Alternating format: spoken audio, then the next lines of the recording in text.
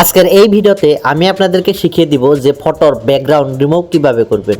এখানে দুইটি ফটো আমি নিয়েছি। ফটোর এই ফটোটার আমি ব্যাকগ্রাউন্ডটা রিমুভ করে দেবো। এখানে দেখতেই পাচ্ছেন ব্যাকগ্রাউন্ডে হোয়াইট কালার আছে। তো হোয়াইট কালারটা কিভাবে আপনারা রিমুভ করবেন, অনেক সময় আপনার লোগো এডিট করতে হয়, তো সেই ক্ষেত্রে আপনার ব্যাকগ্রাউন্ডটা রিমুভ করতে হয়। অনেক সফটওয়্যার আপনারা ডাউনলোড করে কাজ করতে পারেন না, কিন্তু একটি সফটওয়্যারের মাধ্যমে আপনারা এই ফটোর ব্যাকগ্রাউন্ডটা ইজিলি রিমুভ করতে পারবেন। যদি জানতে চাচ্ছেন তাহলে ভিডিওটা স্কিপ না করে শেষ পর্যন্ত দেখেন। আজকে আমি আপনাদেরকে শিখিয়ে দেবো যে কিভাবে ফটোর ব্যাকগ্রাউন্ড রিমুভ করতে পারবেন। তো প্লে স্টোরে যাবেন, প্লে স্টোরে গিয়ে আপনারা পিক্সল্যাব অ্যাপ্লিকেশন ডাউনলোড করে নেবেন। এখানে দেখতে পাচ্ছেন পিক্সল্যাবের এই লোগো ইন্টারফেসটা ঠিক এভাবে দেখাবে। জাস্ট এখানে আপনারা ফটোটা ইনপুট করে নেবেন। তো এখানে আমি দেখতে পাচ্ছেন এই ফটোটা আমি ইনপুট করে নিয়েছি। তো আগে এইরকম ছিল, আগে এইরকম ছিল। তো তারপরে এক ক্লিক দেওয়ার সাথে সাথে ঠিক এইভাবে ব্যাকগ্রাউন্ডটা রিমুভ হয়ে গেছে। তো কিভাবে হবে দেখতেই পাচ্ছেন। তো জাস্ট আমি এখানে টাচ করব, এখানে দেখতে পাচ্ছেন টাচ করে দেব। টাচ করে দেওয়ার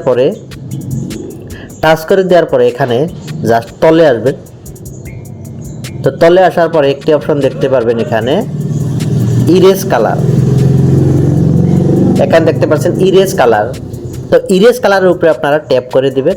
ইরেজ কালারের উপরে ট্যাপ করে দেওয়ার পরে জাস্ট আপনারা এখানে এনেবল করে দিবেন।